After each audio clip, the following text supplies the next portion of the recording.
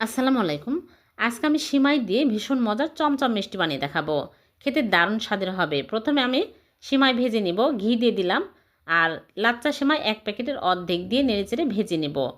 বাদাম কুচি দিয়ে দিলাম। যখন এরকম সুন্দর কালার হবে তখনই চুলা থেকে নামিয়ে একটা বাটিতে ঢেলে এক সাইডে রেখে দিচ্ছি। 1 কাপ লিকুইড দুধ, এলাচের গুঁড়া আর চিনি।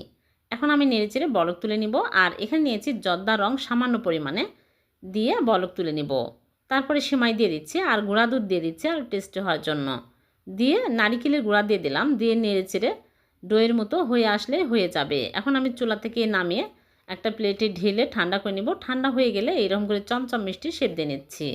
সবগুলো আমি বানিয়ে নিয়েছি। এখন এই মিষ্টিগুলো আরও টেস্টি করার জন্য গুঁড়া দুধে কোট করে নিচ্ছি, তাহলে আরও টেস্টি হবে, খেতে ভালো লাগবে। হয়ে গেল লাচ্চা সেমাই দিয়ে ভীষণ মজা চমচম মিষ্টি। খুবই টেস্টি হয়েছে। ভালো লাগলে লাইক কমেন্ট শেয়ার করে দেবেন। আল্লাহ হাফেজ।